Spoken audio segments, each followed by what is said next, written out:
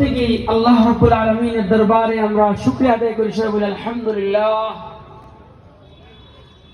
আর বিশেষ করে আজকে এই দিন আমি আমার খুতবায় বলেছি, আল্লাহ সুবহানাহু ওয়া তাআলা আমাদেরকে মাফ করে দিবেন এবং ঘোষণা দিবেন, قال فيرجعون مغفورا لهم, আমার বান্দারা তোমরা মাফি পেয়ে নিষ্পাপ হয়ে তোমরা তোমাদের প্রত্যেকের বাড়ির দিকে চলে যাও।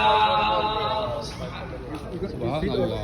শুধু মাফ করে দিবেন না, আল্লাহ সুবহানাহু ওয়া তাআলা বলতেছেন, ওয়া বাদদালতু সাইয়্যাতিকুম হাসানাত, আমার বান্দারা তোমাদের যত গুনাহ আছে মসজিদ না দেখ হইল ইমাম সাহেব ঠিক আছে, দুইটা লাইন যখন দুই লাইনে দি দাঁড়ানো মানুষ সেজন্য আমাদের উচিত হলো আমরা মজলুম মুসলমান যারা আছে, সারা পৃথিবীর মধ্যে মুসলিম মুসলমান যারা আছে তাদের জন্য আমরা দোয়া করা।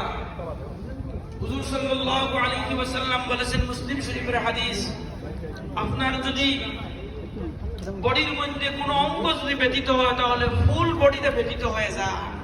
আপনার চোখের যদি ব্যথা হয় তা আপনি কি বলতে পারবেন যে চোখ তোমার ব্যথা, তোমার দাগ, আমার কিছু আসবে না?